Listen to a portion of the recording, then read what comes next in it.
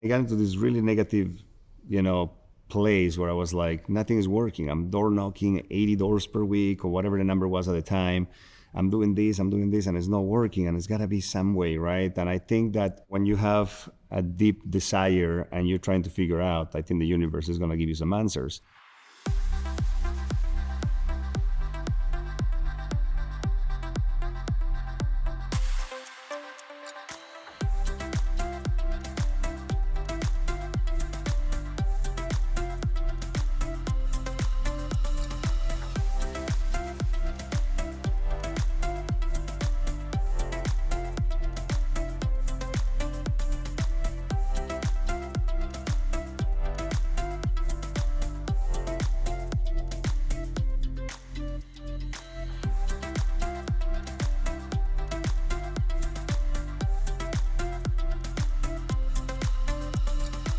Hi, I'm Asha Gabriel, and this is Sell With, presented to you by TrueParity. In this series, we take you behind the scenes with some of the top agents in the real estate game. We want to share with you what makes them the very best at what they do. Today, I'm sitting down with Santiago Arana, principal at the agency. We're here in one of his gorgeous listings in Santa Monica with a view of the Riviera Country Club in our background. I'm excited to get into it and sit down with him today. Santiago, thank you so much for having me at this gorgeous listing. It's Of course. so nice to meet you. Nice to meet you too. Well, I'm excited to get started today, but before we go, tell me a little bit about this place where we're sitting and how this listing inspires you. Absolutely. So this is one of my favorite listings actually that I had in this 20-year career of real estate for me. I love because you basically looking at the mountains, Santa Monica Conservancy Mountains. So it feels a little bit like you're somewhere in the Italian Riviera or something like that. That's what I was Not to gonna say. mention you have the golf course, one of the most famous golf courses in the world, you know, the Riviera Country Club. Santiago, you know, your name is everywhere, but for someone who is listening and hasn't experienced you or know who you are, can you give us a little bit of an intro? And my name is Santiago Arana. I'm from Bolivia originally. I was born and raised in Bolivia. Have a mother that is second generation Croatian, and I have a father that is from Spain. So I'm a little bit of a mix. Yeah. I lived in Bolivia until I was about 23. That's when I moved to the US. Okay. I studied business administration and marketing in college. And when I finished my studies, I started working in La Paz, which is the capital, known as the capital of Bolivia. And the situation in the country was very unstable. So I called my dad and I said, I think maybe a good idea that I go and do a master's degree, in finance perhaps, which was what I wanted to do. And he had studied in a kibbutz in Israel. And when he was there, back in the day, I guess they offered him to his child opportunity to go there too. And signing all the papers, and it gets to the point where it says you want to do it in English or in Hebrew. And I didn't speak any of those, right? Yeah. And they were like, well, if you come back next year, we'll give it to you. So then I said, okay. At that point, I called my mom and I'm like, didn't you have a cousin or an aunt or someone that lives in the United States? Because I feel like if I have a year to learn and I need to learn English to the level where I'm doing a master's degree in finance, it was not going to happen by staying in Bolivia and just going to 2-hour classes and walking out and speaking Spanish with all my friends, girlfriend, and whatever. So my mom called her cousin that I didn't really know, and she said he can crash in my couch for about 8 months. Wow. So packed my bag and $120 savings. Oh my gosh.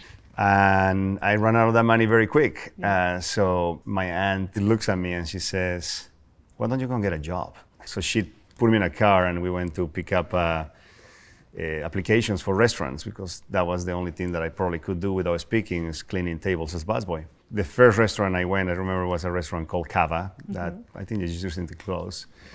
And I walked in the front door and the manager wasn't there, and it was this guy from Brazil, Andre, who now works for the agency for me. And then he was really nice. He very quickly realized I didn't speak a word of English, and he said, no worries, go and get a blue shirt, 2 pairs of black pants, and you start tomorrow. So that was my first job, working as a busboy in Montecito. So when did you start working in real estate? How was that idea planted in your head? So it was the beginning of 2004 that I moved down to LA, and at that point I decided that I wanted to do something else to earn more money. While I was in Santa Barbara, I was waiting tables, this aunt of mine had a son that was doing mortgage. I think it was that time when the mortgage world was on fire. Yeah. I'm like, I want to do that. So he said, sure, get your license, but I think you'll do better in real estate. So that's when I started investigating what's real estate, and I started reading some stuff, and I came down to LA, and I got my license. So in 2012 was the first year I remember that I closed over 100 million. And around that point is where Mauricio and Billy Rose started the agency. And I got a call from them and invited me to go and join it. And I remember saying, look, I wish you would have called me 8 months ago and say, hey, let's open a brokerage together, because me coming from the business background, I'm always wanted to own something and be a business owner, right? And I said, if you would have told me, I would have been all over it. And I remember Mauricio immediately saying, well, we can still do that. And I said, how? He was like, we'll put something together on a piece of paper and we'll meet again. So they did. They offered me equity in the company, so I bought into it and I became a partner, and we joined forces and we exploded. When you first started in real estate, was there anyone that really took you under their wing or inspired you as you got started? I do. When I got started, someone came to me and said, have you met this guy, Rodrigo Iglesias? I'm like, no, who is he? He's like, is this guy from Argentina that moved here 20 years ago with $400 and he's one of the top agents in LA? I'm like, I want to meet that guy for sure. But I tried to get a hold of him at the time, and I was like, redirected by the assistants, and I was not getting a hold of him for about 3.5 months. And one day I was driving to L'Orangerie. I remember that was a very, very beautiful restaurant that I work at, super high-end.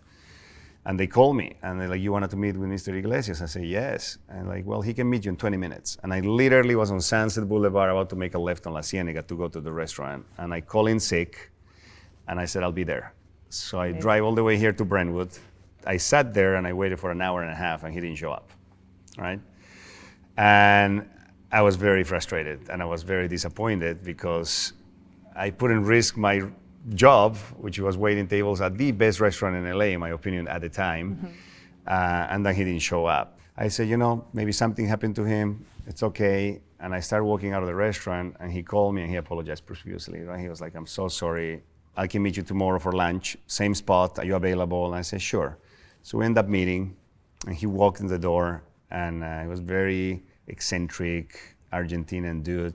And I said, look, all I'm looking is for advice. I'm from Bolivia, you're from Argentina, you came here, I came here with nothing, and you made it happen, so just give me some tips. So he went to his car and brought me a book.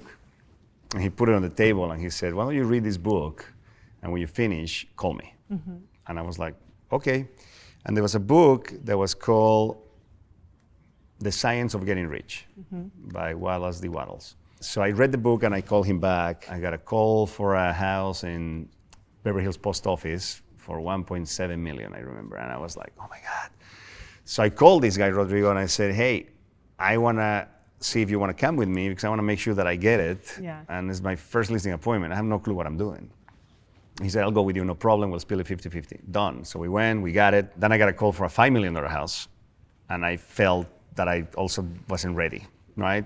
And a lot of the companies give you a mentor program where you will share with a mentor your first 3 to 5 deals, right? So I was kind of doing that, but without having to be in a mentor program. Yeah.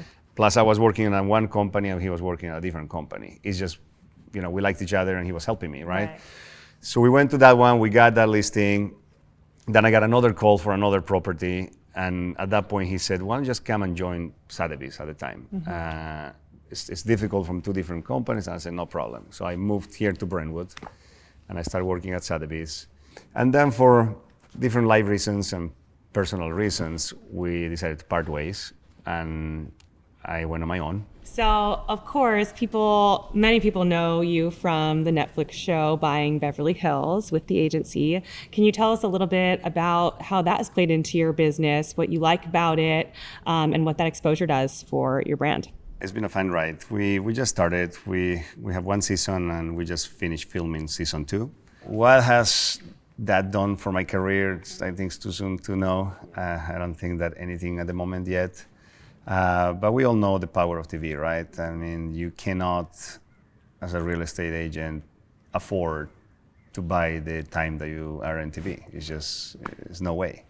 And we also know how important reality TV has become, right? It's very different now than they used to be 10, 12 years ago.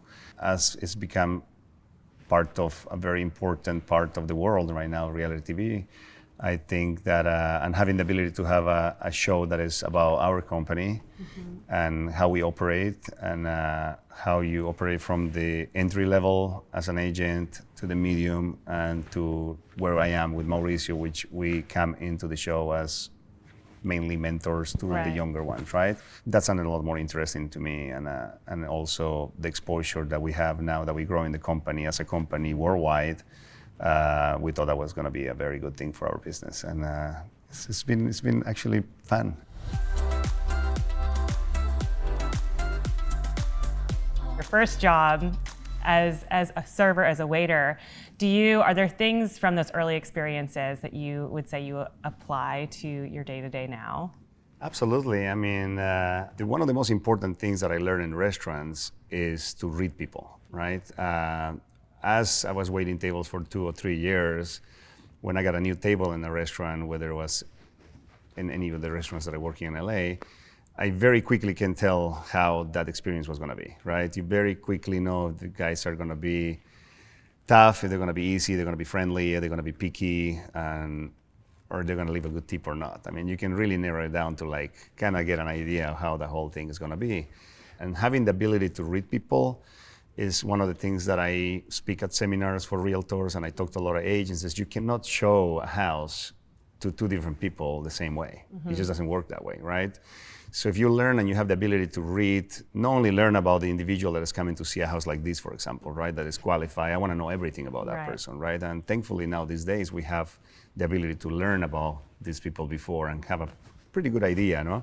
So then you can just tailor the showing to that individual, right? One of the things that I did at a point in time, I remember in a house in Malibu, the owner of the house in Malibu, business manager called me to tell me that they were interviewing X amount of agents, and there was a probably $20 million plus property owned by a Warner Brothers executive. So I knew that the guy coming from an executive world would like to have people that present themselves that way.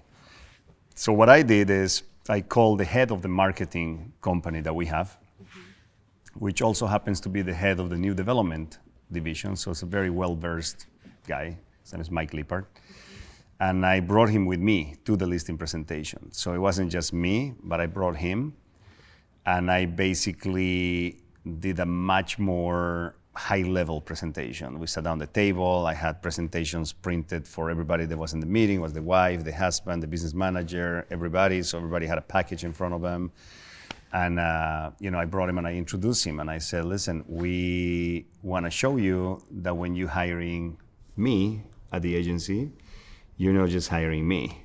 You're hiring a team that's going to be working for you. So I brought the head of marketing that can speak about what our marketing company is and how many people he manages and what is that they're going to be doing for you and for me. I could have explained it too, but the fact that we're sitting on a big table and we're talking to a guy that comes from the corporate world, he loved how organized everything was. Like, I'm talking to the marketing department, I'm talking to the PR person, and that was a big one. That obviously landed the listing, and I ended up selling it to Lady Gaga. It was a great transaction. We double-ended that one, yeah. I remember we did a property in Santa Barbara that had a polo field on it, and one of the marketing ideas that we had to reach out to horse owners, polo players, and everything was a riding helmet with a USB with a video of the property. Amazing. Right? So now you get something in the mail that is actually something that you're going to use as a horse person, a helmet, and there's a nice letter in there with a USB that anyone that receives that's going to want to watch it, and all of a sudden you have a video of the house and you expose the house as opposed to maybe that person's not reading the LA Times or the newspaper, right? So then you get to do these kind of things that are fun. I had a buyer that came to look at a property that I had listed in Brentwood with beautiful views, and he came and spent about 2 hours, and then he called and said that he wanted to come with his whole family and spend another 2 hours at night to really feel the house. Yeah.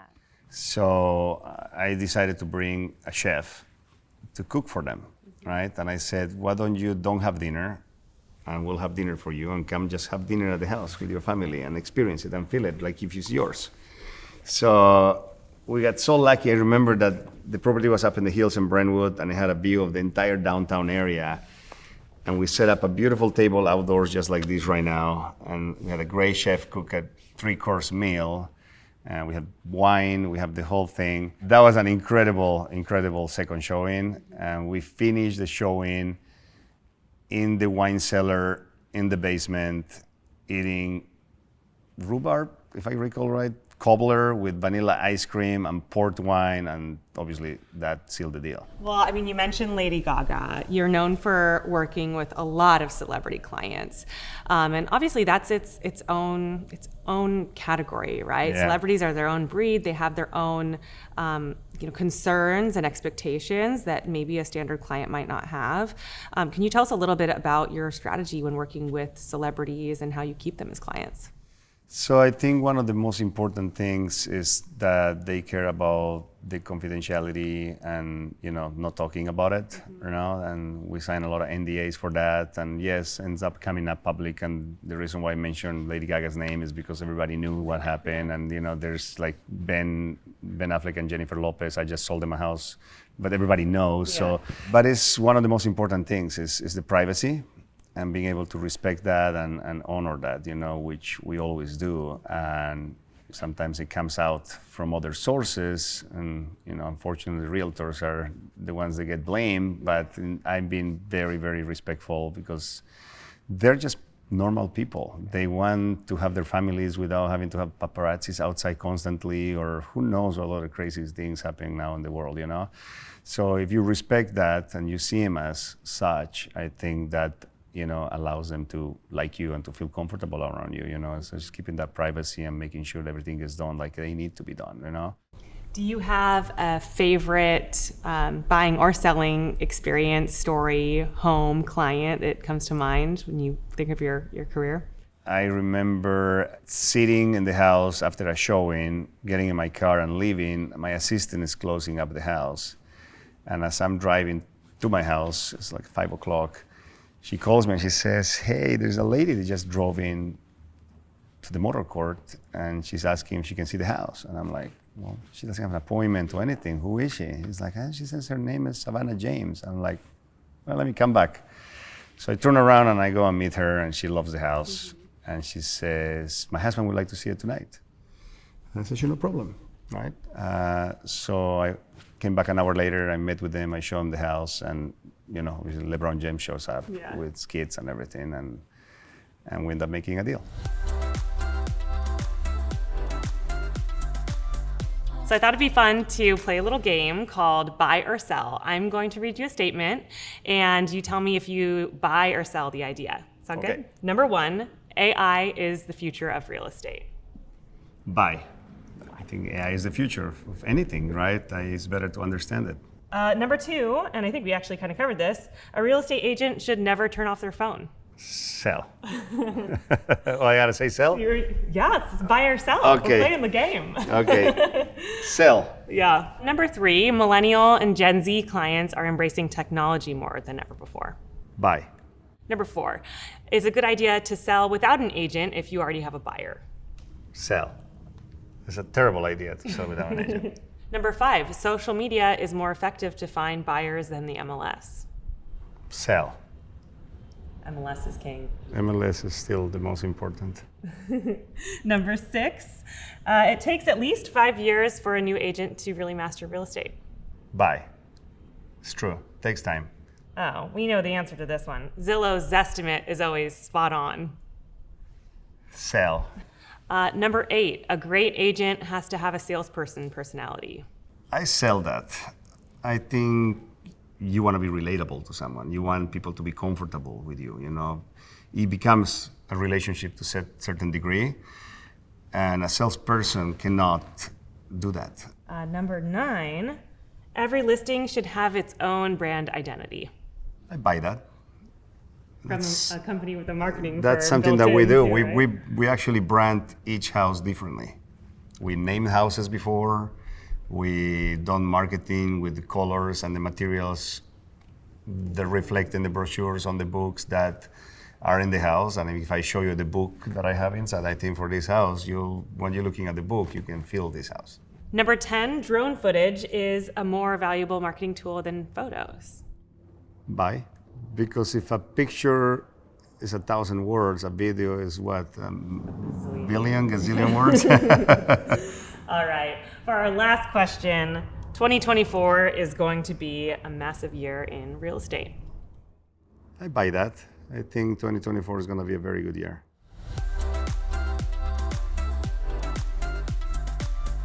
Towards the end of 2007, I was doing good enough where I didn't need to work in the restaurant anymore. So I dropped that and I went fully into real estate. And I was very excited until 2008, October came and the crash came. Out of the sudden, 2009 was completely dead. The phone wasn't ringing. And then you see your bank account starts going, you know?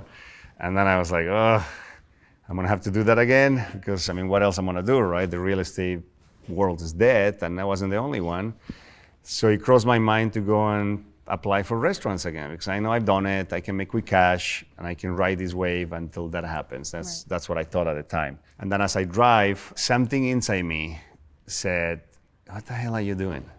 Like, you can't go backwards, right? I mean, like, if you're going to fall, you need to fall forward, not backwards. So just keep doing what you're doing. It was like it's hard for me to explain, and the best way I can explain is like I feel like at that point in my life I got introduced to the real Santiago and who I really was and what I was capable of doing that I wasn't really sure that I could do. And this tremendous level of confidence just kind of came up from my soul. And I closed the door of my car, and I remember driving to Brentwood Park, not too far from here, and I went door knocking for like 3 hours. But I was so happy to be doing it. So I started to slowly get more business again. And then by the time end of 2011 hit, out of the sudden, the market started getting better. And in 2012, my business literally exploded. And it's since 2012 that I've been in the top real estate brokers of the country. In any business, you know, experience is experience. And having gone through a low market to a crisis to a bad market, it definitely teaches you a lot. And what I observed is when the market's great and it's easy to sell, people do go to the friend, to the sister, to my partner's daughter that just got a license, because it's pretty easy to navigate an easy market. Everything moves, right? But I think in moments like that where people were feeling like, I don't know what's happening, people want to go and do it with a experience, right? They want to look for those agents. They have the track record, they have the experience, because in markets like right now, a lot of things happen, from people asking if the owner would carry, owner financing, to, it's just, you need to be creative to make deals. You can't just sit down and wait for the phone call. Right. So I think when times get shaky like right now,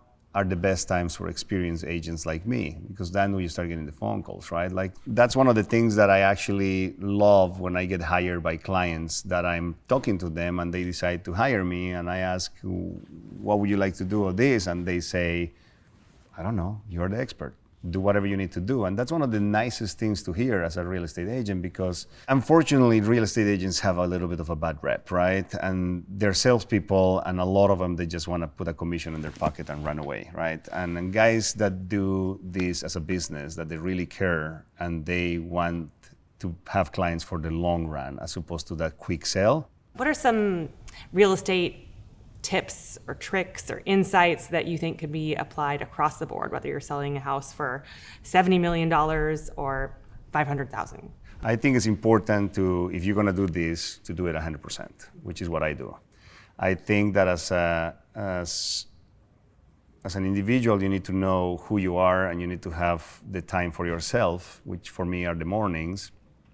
Because if I give the time for myself of what's important for me, you now present yourself to the world in a different way. You present to the world with different energy, and I can tell you, and it's happened to me all the time, you walk in that door and people feel your energy. So I think it's important for agents to understand that this is what we do, this is what my specialty is. Obviously, you need to know your market. right? I mean, you need to understand the comps, you need to understand dollar per square of new construction, dollar per square of older houses, dollar per square of what sells for land. You need to know that if you're on Napoli right across the street, the houses that are looking at us right now are very different price than the houses that are on Napoli, but on the other side of the street that they don't get the view. So you need to dominate all this information because sellers are more informed than ever. Now they have access to a lot more information through these cell phones, right? They can go to any of those third-party sites, prop tech sites, and look at the information. They can see the comps, they can see everything. So you don't want to be the guy sitting in the living room and all of a sudden the owner of the house knows more than you. Right. Or he asks, what about that house that sold across the street? And you're like, "Ugh." So you need to know your craft, right? Persistence, and persistence. And just go out there, work hard, and it's a numbers game. If you knock on 200 doors, you're gonna get 5 phone calls. 3 of them, they're gonna yell at you, and 2 of them are gonna make appointments, and you're gonna walk with the one deal, right? If you can do 200 and get 1 deal, well, do 400 and do 2 deals, and if you want 3 deals, do 600, right? This really comes down to that, or phone calls, or whatever it is that but the point is you need to touch enough people in order to get back something. What do you think is the most effective or efficient way for you to get that kind of local information in your experience? I think it's a combination. I think that, yes, you're going to spend a lot of time in MLS, literally pulling comps, bring them down, looking at the prices and everything that I just mentioned to you.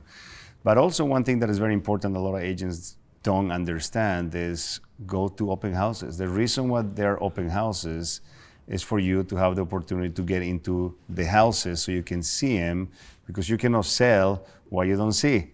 So when you are sitting in an open house here and someone walks in and says, this house is nice, I'm a buyer, I'm unrepresented, but I would love this exact same house, but with a pool, because you don't have a pool in here. And if you've seen it around the corner, that is actually a house on the market with a pool, you can be that person that said, I know the house, which has happened to me many times. And then you take that person and sell them a house. Yeah. But if you don't know it, well, you won't sell it, and they'll come to my open house, and I will sell it. Yeah, perfect.